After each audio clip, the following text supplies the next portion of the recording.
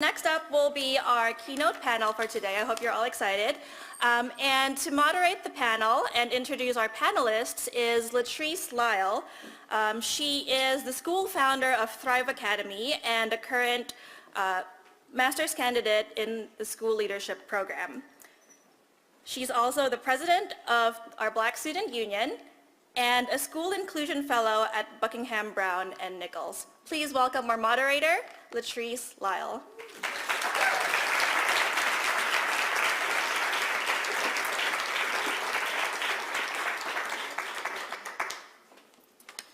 Good morning, everyone. I'll start here. I would like to introduce you all to our wonderful panel. We have Ali Nomani.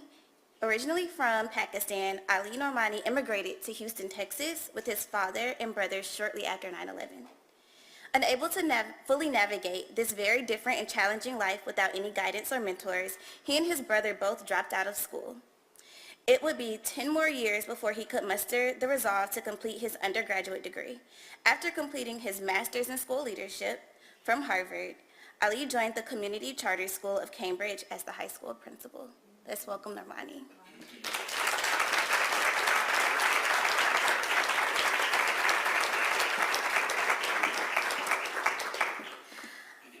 Josephine Kim has a dual faculty appointment in the Prevention Science and Practice /CAS and counseling programs at the Harvard Graduate School of Education and in the Department of Oral Health Policy and Epidemiology at Harvard School of Dental Medicine.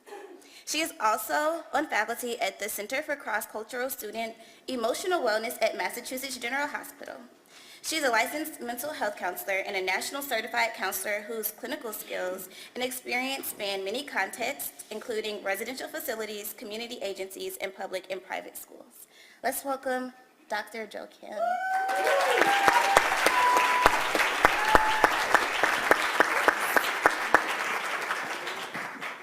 Now we have Dr. Roberto Valesquez, and I had the honor of chatting with him this morning. Dr. Valesquez obtained his master's in the Counseling and Consulting Psychology program in 1980 from Hugsy. He then obtained his doctorate in counseling psychology at Arizona State University and is currently completing a master's degree in criminal justice at New Mexico State University.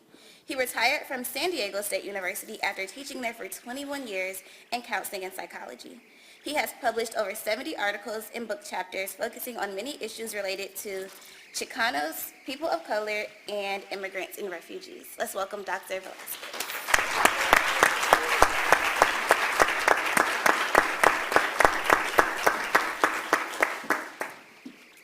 And last but certainly not least, we have Dr. Daren Graves. Dr. Graves is currently an associate professor of education at Simmons University and adjunct lecturer of education at Harvard Graduate School of Education. His research lies at the intersection of critical race theory, racial identity development, and teacher education. As a teacher educator, he is committed to preparing educators to work with students by directly engaging issues of race and to bring the students' racialized realities into their educational contexts. Let's welcome Dr. Graves.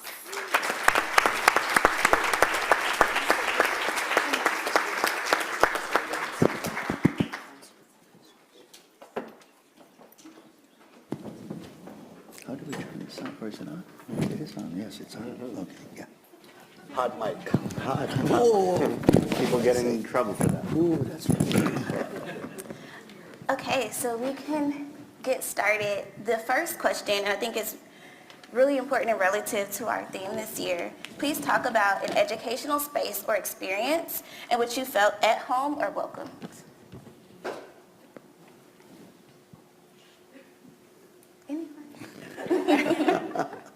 I think for me, growing up in Pakistan till the age of 18, a space where everyone looked like me, the teachers looked like me, the students looked like me, the professors, the president, the prime minister, everyone who did well and everyone who didn't, all looking like me, had been one of the most validating parts of my identity and my development, and given me the confidence to traverse the space in the United States as an immigrant, particularly as a Muslim immigrant who moved here 3 years after 9/11 and to Texas, which was a less hospitable place than Cambridge is. I was going to say very similarly. I think we can all recognize that when we walk into a space and there are people who look like us and you finally feel like you don't have to explain certain things about who you are because they kind of understand. They've been there too. I think that automatically creates a space where you feel invited and the sense of belonging automatically goes up. For me, after immigrating, I had the unique experience of emigrating back to Korea in my adolescence, where I had to kind of go through acculturation again, trying to fit into a host culture, if you will, and that was very challenging. And identity-wise, I kind of wondered, well, I'm not quite sure what I am. I'm kind of in between. I don't belong here. I don't belong there. But I went to an international school where all of us felt that way. We had nowhere to go, kind of. But that in itself was so comforting to know that the universality, that you're really not kind of wretched alone, but there are lots of other people who feel similarly, and that immediately just kind of puts you at ease. Well, for me, and thank you, for me, I could relate to Dr. Gutierrez, who was here yesterday. I don't know if she's here today or not, but I went to call her out because I'm from SoCal. She's from Northern California, but for me, growing up in my community in Southern California in the hood, every time I go back, that's home for me. And I think the beauty of that is that I don't have to talk about my education, my credentials. I don't have to deal with any of that. It's just, it's just being myself, just being real, being who I am, whether it's with my family, whether it's with my old homeboys, friends, extended family. They don't want to know about that stuff. They just want to know about what's going on with me and how am I doing in my life and how are my kids doing and where am I headed. But they don't necessarily want to know about the academic stuff. And you know what? That's a great thing, is to be able to do that and just kind of separate from that for a bit. For me, that's mental health also. Yeah. Yeah, I think from my experience has been, my educational experience has been one where I've pretty much been in the minority. So I don't think school buildings or even like school communities in its totality have ever been homes for me, but I do know, especially at a place like Hugsy when I was here as a doctoral student, that I found home through the homies, right? So people that I was close with, and it was, and to this day, when I see folks like Heather Harding or, when we see each other, no matter where it is, it's like when we see each other, it's just like we just picked up like right where we left off, right? And I think that's a sense of familiarity, trust, us having gone through things together, not always agreeing on things either, but so home for me has been with, people. And we can make homes no matter where we are as long as we're in the same place together and draw on those similar experiences and struggles. So tell us about an educational space or experience in which you felt excluded or marginalized. Oh, too many stories to tell. Oh, no, that's okay. Okay, yeah, I can start. I remember first immigrating to the U.S. and there was a large influx of East Asian children who were coming in as immigrants, and they didn't really know how to teach us. In fact, ESL really wasn't a thing back then in the 80s. I'm aging myself. And I remember they would put us into a room. We would go to school and we were kind of stuck in this room. They didn't know how to teach us. I don't think they actually really kind of thought about, well, hey, maybe we should try to educate these kids, or maybe they were capable of learning. I don't know.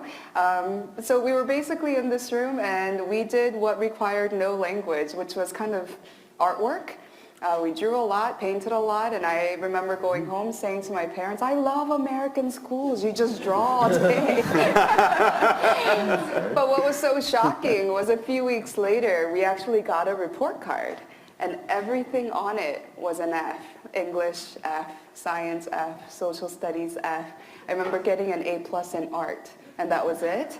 And I remember as a young child, I was 8 at the time, thinking, although I don't speak the language and I don't know the system here, but something about this feels very unjust.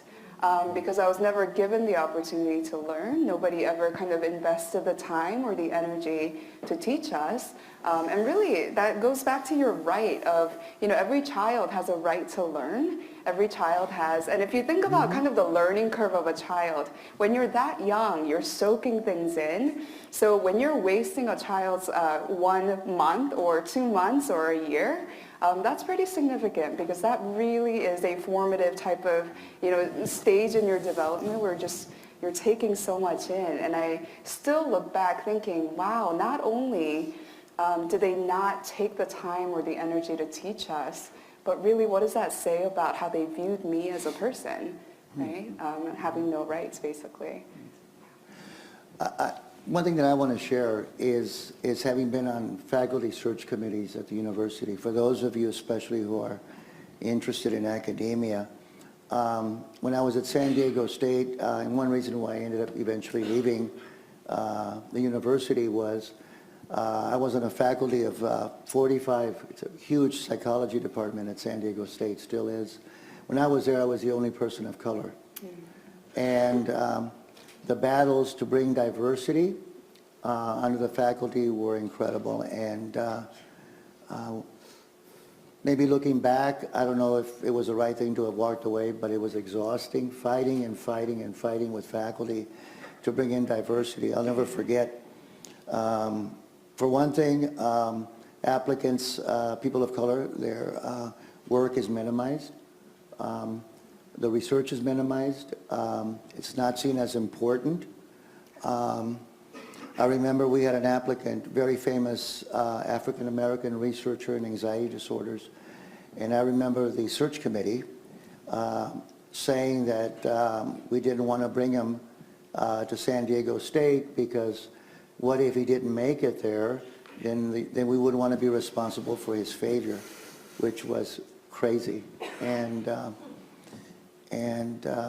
talk about feeling minimized, not only minimizing the value of that individual, but really minimizing the value of people of color. And pretty much I got very angry at the committee and said some things that I really don't regret now, looking back. Some things that I couldn't say here publicly. But those battles are still there that have to be fought. They still have yet to hire an African American, a Native American. They do have a Latino, and I believe they've hired an Asian faculty. They have a long ways to go. And I'll stop there, but those are still major battles that we have to fight. And we've got to be there. We've got to be there. I think before I answer, it says Dr. Ali Nomani, and unless they gave me an honorary degree yesterday, I'm not a doctor. Just want to clarify because I'm sitting with 3. I don't want to minimize the hard work that they have put in, which I have not, clearly. Well, you're actually walking this afternoon. Oh, I didn't know that. Yeah. I think like all of American public education was a minimizing experience for me.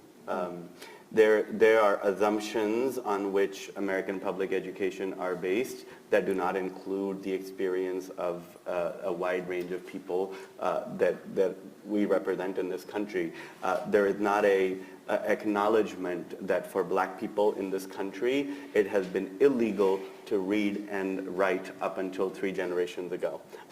That we have not inherited the same privileges as people of color as our white counterparts have, and the systems of public education at every single level have been designed not to cater to us or to people who liberated their way into learning, into reading and writing. The first generation of black people in this country who learned how to read and write did so with no economic advantage to them because they were unable to declare their ability to read and write because it was criminal for them to learn how to read and write. So reading and writing for the black community has been a struggle of freedom, not of social mobility or economic advantage, and there is no acknowledgement of that on a large scale in this country.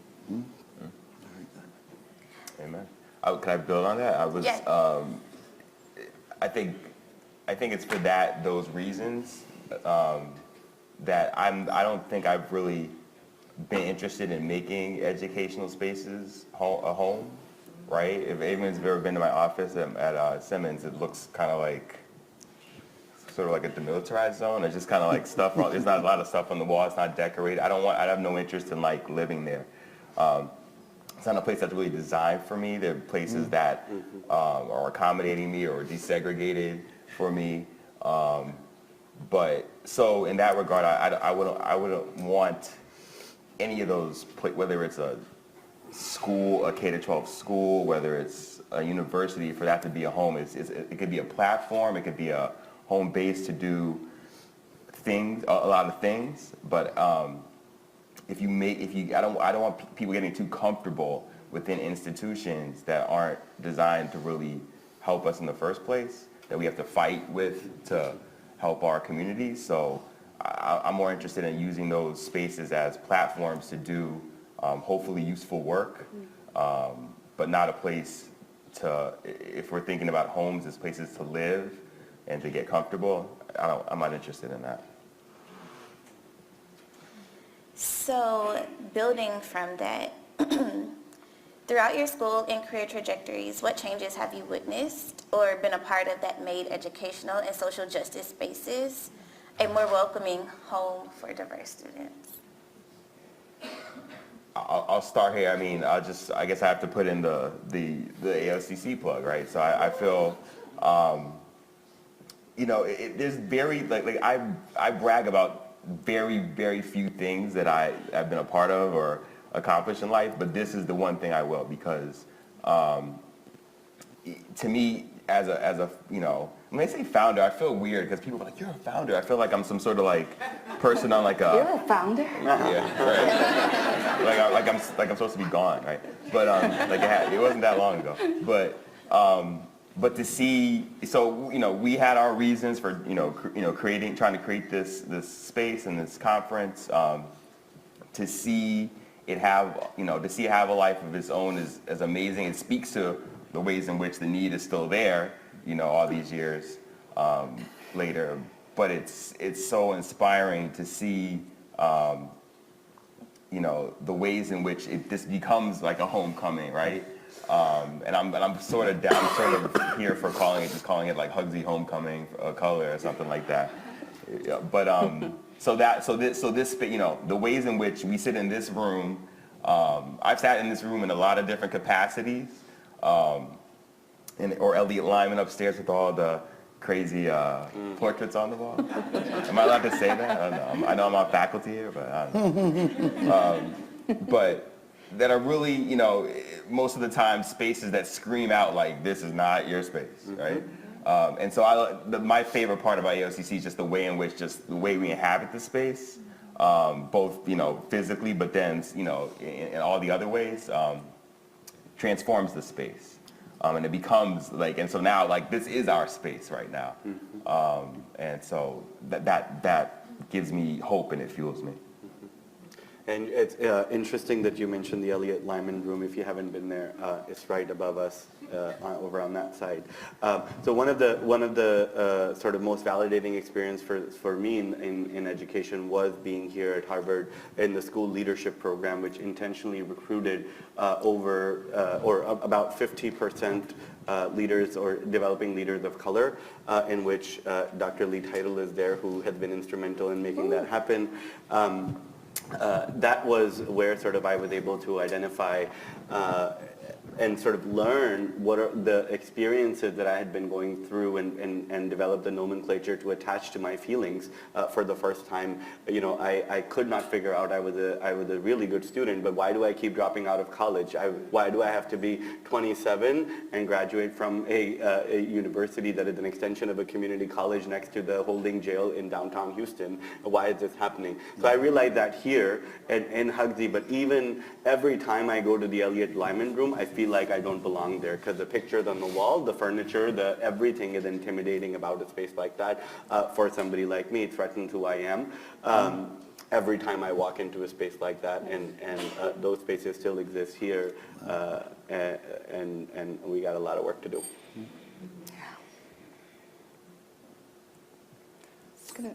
I was just going to add, I don't think I've ever been a part of a space where everything is great. I think though, doing a lot of this work over the years, I've begun to appreciate spaces that really struggle. You know, because there are plenty of spaces where they actually don't recognize this as a struggle or something that needs to be struggled after. And so I think I've begun to kind of shift my paradigm. I don't want to think of it as lowering my standards because it's just so hard to get there. But at least when I see an institution struggle, and I really feel that HGSC has struggled and is still very much in the struggle, and I think I've begun to appreciate that as a good sign that we at least understand it's important. A memory that I have from having been here, you have to understand, I'm going to talk like, you know, using language from the late 70s because I got here in 79. Wow. And in 79, the number of students, people of color was, as you can imagine, very, very small. And so we had to hang out with each other. That was it. That was it, man. It was, I mean, either you were on your own. You know, and so that was it.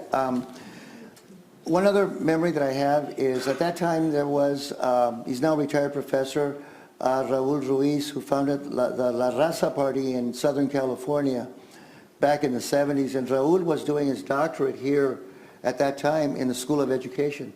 And he went on to be a professor of Chicana studies at Cal State Northridge, where he retired. And he gathered the undergrads, the Chicana and graduate students into a hall, I don't remember exactly where on campus. And he gave us a rap that kind of set us straight, you know, and I think for many of us, really, really politicized us. And he kind of put it in some very simple terms. He says, if you think you're here because just of you, and where you and who you are and your accomplishments, you know, your A's and all of that in high school or at another university, you're completely wrong. You're here because in the 60s, people had their heads busted for you to be here. People died for you to be here. I never will forget that speech because we all walked out of there going, oh shit, we've got a mission to do here. We've got something to do here. And I think that's something that created, things changed, and that was at the very beginning of the academic year. So things changed rather quickly. And it wasn't that one was necessarily feeling comfortable in any spaces here. We didn't use that term space. You know, that was not it wasn't, you know, I don't know what it was back then. But anyway, the point is that he laid it out very clear to us that we were here to be in a mission. And from here it was to move forward and make some changes. And I think that's still the case here today. The one other thing is we had a Cinco de Mayo back in 1980 that was a prelude, I think, to AOCC in that it was 3 days. And the few Chicanos that lived and Latinos that lived in the Boston area at that time came out and we had a big party in a hall over in the law school, and the undergrads made the tamales, we made the enchiladas here at HGSC, and everybody went, man, everybody went, and so we created them, and I think that's still something that we've got to do, not only here, but wherever we go. We've got to create those and not just look for them, you know, so those are my thoughts on that, yeah. So now I want to ask a question about how do you guys use your positionality to best support the student populations you serve? So specifically for Joe and Roberto, the role of mental health, and then for Ali and Daren, role of critical race theory in knowing the past and improving education. Well, I think my biggest accomplishment that I'm very proud of and that I'll take with me to the grave is not only having mentored 4 students when I was at San Diego State to HGSE, but having mentored, well, I don't want to start giving numbers. I've never really kept account, but I'm very proud to say that I've mentored many, many students into master's programs in mental health, whether it's in counseling, clinical psych, public health, social work, rehabilitation psychology, and then I've got another group of students that I mentored into doctoral programs, mainly in psychology. I sent off 3 Chicanas to Washington State. We developed a pipeline, and I think that's still the way to go, is to develop pipelines and to mentor students. And so 3 Chicanas went from San Diego State to Washington State, and they're all now, doing some very important things in their communities back in California, and I'm very proud of them, all of them. But I still think that perhaps one of the most important things that we can do in academia is to push our students, beginning at the undergraduate level, to not only graduate, because we have high dropout rates, obviously, of students of color, but also push them to get involved in research, to present at conferences, which is something that we did. Also, probably about 90% of my publications, so even today, include students. And getting them to publish is one way of opening that door in academia, because as you know, those are the things that are looked at in the application processes. And so I'm proud to say that I got a lot of my students to go to conferences at the state, national, and even international levels, as well as publish. And I think that's still an important way. And what you do is you look out in the audience and you look out for that talent that's just waiting out there to be, plucked, and pushed. And you've got to push. And there's going to be resistance there oftentimes. No, Dr. B, I don't want to do this. But you know what? In the end, it pays off. I still think that's something I think that in academia needs to be done. For those of you that are going to go in that route, I think you should consider that strongly.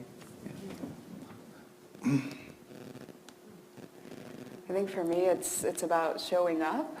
There have been many times where I thought, why am I doing this? I think I'm better off maybe going and sitting in a VP position somewhere in counseling or something like that. But it is about showing up, because when you're one of few of anything, you just kind of maintaining that space and being here and showing up, I think is so important. It says a lot. Self-efficacy is about feeling like you're good at something, and one way we learn self-efficacy is through vicarious learning. Like, hey, that person kind of looks like me. If that person can do it, then maybe one day I can do it as well, which is exactly what you're talking about. And for me, growing up was Connie Chung, the one anchor woman on, television, major television, and I thought, wow, that one person who kind of looks like me, if she can be an anchor woman, maybe I could be an anchor woman. And those processes I really didn't understand till I had the language to be able to understand, wait a minute, the reason I felt that and wanted that so badly for myself was because I saw this living example. And so to me, that's a big motivating factor, again, just to, as hard as it is, to show up. Using my positionality, I think also is, creating affinity spaces is so important. And at the same time, being able to impact and affect the general population. And because it's so much about the intersection between the two and the interaction between the two, right? So it's great to have a lot of affinity spaces. And yet, if you only focus on affinity spaces, you realize you're not really making systemic change sometimes. And so using, I think, our positions to be able to say with the general population, to the larger system, that these changes need to be made, that we no longer should be systems where we expect people to fit into our system, but we need to actually bend, and shift so that we actually can fit for the people who are coming and showing up. And so that's been really unique as well, and trying to stay motivated in that fight is, definitely a challenge, but also being very intentional about showing up at not only affinity spaces, but also in the other as well. I think I have two answers to this question. I think I want to use the opportunity to give a shout out to Karen Mapp, Yes. who's given me the opportunity to teach in a few of her summer institutes, and that's given me an opportunity to be able to disseminate a lot of the work and my knowledge to a lot of different folks across the country. I was in Connecticut. I was in Hartford earlier this week, working with folks on the state level, and the work that that they're doing around race and disproportionality is amazing. And then having the opportunity to work with state level folks, educators, is a way that I try and spread the word around critical race theory, racial identity development, how it intersects with schools. So that's one way I do this. But the other way that I was going to think about this too is I also have an opportunity to work in schools, work with young folks. And one particular school I work at, the Boston Teachers Union Pilot School, it's a K-8 school here in JP. It's funny because anybody who knows me, I'm never Dr. Graves, I'm never Dr. anything. I just can't. That's just not who I am. But in that space, I was really encouraged to become like they call me Dr. D. And I sort of took that on based on what you were saying, right? The sort of vicarious experience. I want them to be able to see an example. But I think more importantly, beyond just seeing me, just me being there and being Dr. D, I think the work that I do with young men in particular is one that I find the hardest but most meaningful, right? And really having tough and honest conversations with young boys of color who feel targeted, who feel hopeless about school, about their schooling. And so the work we do with them, and it's a lot of real honest conversations. It's a lot of saying, when they say, I think I'm being targeted, right? And I'll say, you probably are, so, now what? Now what are we going to do, right? And talking about both naming the oppressive structures that they're trying to navigate and challenge, but also give them the tools, right? Not just saying, oh, there's racism, right? And then kind of walking away, right? And giving students tools, academic, dispositional, spiritual, pedagogical, to navigate and challenge these issues is kind of the work that I find most meaningful, but the most difficult, right? Because I'm dealing with a lot of students who are 12, 13, 14 years old. And, that's a really tough time to start to figure out how the world is working. It's a very tough pill to swallow. Yeah. I thank you for that. Similarly, I think we, as people of color, particularly who are in this field, we need to share our stories with people. I want to recognize one of my heroes here, Dr. Mariam Chuktai. She doesn't know this, but in one of my earliest conversations with anyone at Harvard, she shared her personal story with me, which was incredibly inspirational to me, and sort of, she has unprecedented and unparalleled contributions both to Harvard University and to the future of education in Pakistan. And that really inspired me to pursue sort of the career that I have. And, it also inspired me to share my story with my students on a regular basis. I'm not their principal, I have a young boy who came as an economic asylee from Ethiopia to the United States in 6th grade. Didn't speak a word of English, neither did his parents. Last year he got into both Harvard and Yale on a full scholarship. It is not without sharing sort of our own personal stories and our own personal struggles in this important work that we can inspire and engage other people to do the same. And we there are people who do this kind of work every day. It is important for our sort of developing educators and developing people to know about those stories. We have to share our stories. You have to share yours. And you have to share the struggles, not the Harvard degree, not the doctorate, not the full scholarships or the A grades, but what the kind of resilience that it took to get there, the insecurities along the way, the imposter syndrome. When I was invited to sit here amongst people, one person who's been my teacher and somebody whose work I've read, that's important to share, and it gives other people the courage to take the step and to reach out for things that seem untenable and unassailable. So I hate to cut our questions short, but I would like to give the opportunity for someone in the audience, maybe one or two people, to ask a question.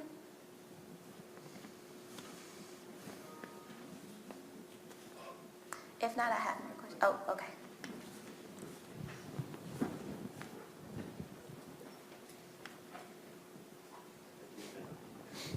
Thank you guys for being here. My question is, I don't want to make assumptions about why you decided to get into this work, but a lot of times teachers of color have part of that story to be that I'm actually here for people like me or a certain group of kids while being there for everyone. To what degree does that affect your relationship with your colleagues and how you do your work? Do you ever feel pressure to demonstrate that you're not, just somebody that's focused on the black boys or the immigrant student, and how does that affect your work? And particularly I'm interested with your work with your peers, not your students. I don't know. It's just, I think because, I don't know, maybe I figured out a way, to kind of codify it in the academy, right? I'm a developmental psychologist who studies racial identity, and I'm a teacher educator who trains urban teachers, right? So I have maybe I just have the way of codifying it that justifies that no, I'm interested in this particular population. I also think just being a black man, I think people, for better and for worse, just sort of assume that that's what I'm interested in too, right? And I think the worst part too is also the assumption that we have some sort of magical connection and understanding, right? That's just sort of I don't know, genetic or something. I don't know. Which obscures, I think, the notion that I had to learn things, right? Either academically or from people, right? No, seriously, right? Because I think that a lot of people, a lot of white colleagues would just sort of look at me well, I wish I could know the things that Daren knows, right? And it's you can. It's you can read about it. Really? You can read about these things. You can speak to people, so yes, some of this is some of this is a personal journey. I had my own experience as a black man going through schooling, and I wanted to understand that and create and help other folks not go through some of the things that I went through and so on and so forth. But it also is something that it's not. It takes learning. You actually, it's not something that just comes inherently. Does that make sense? And I think that oftentimes people think it's just in the genes, or it's just it can only be known by certain people. And I think that's something that we have to be able to get people out of that mindset.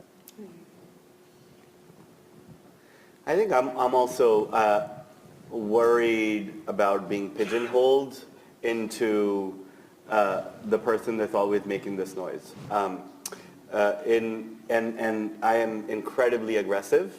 I don't, I'm a pit bull when it comes to the rights of my students. I make no qualms about that. But age and these gray hairs have taught me to just relax. I was one of the youngest principals in the state and was very fiery and very quickly realized that schools are very structured, hierarchical places. So then I went looking around for allies. I'm proud to be the principal of a school that has started to attract more and more Muslim students over the years. We have 3 buildings, and in the month of Ramadan, we make one of them food free so that our kids who are 12, 13 years old don't have to smell food, and they have a space where they can go to, which allows them to sort of, fast appropriately. And I found allies who are convinced that these are not Muslim rights, these are human rights. These are the rights of young children. And black rights and brown rights and Mexican rights and, all types of Canadian rights and white rights, they are human rights. They're not different people's rights, they're all of our rights. And it's important for people to understand that. We have the burden. Unfortunately, we carry the extra burden of not only dealing with those issues on our own, but also to sort of sharing that with others. But it's a worthy one. It takes a lot of energy. It takes sleepless nights. But we cannot do this work on our own. Every issue cannot be a fight. Every conversation cannot be an argument. It has to be. We have to find allies, and for some, those lessons come easier than they do to others. Anyway. Well, the beauty of being my age is that I can pick and choose who to be with, and you know what? If someone wants to, throw blows or whatever, just walk away. And the other part of it too is that, interestingly enough, I can now write because I'm writing not just in psychology, but I'm now writing in what I want to write in. And you know what? That's very freeing. That's very freeing, which is something that I, it comes with just living. There's no other way to get, I don't think, to that point. But now it's not, about just having to write about psychology and psychology. It's about having to write about even more important things that matter to you, and do the things that matter more to you now.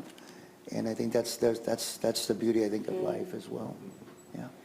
Yeah, yours is such a great question, and I can be honest in saying that I've had that conversation with myself over and over. What am I losing by, for example, focusing on like a pigeonholed interest or whatnot? But every time I've had that conversation within myself, I also ask, well, I wonder how many of my white colleagues are having to ask themselves this question, and probably not. And so I think I've learned to not be apologetic, but to really celebrate the reasons that bring me to show up every day, and to not apologize for that. Yeah.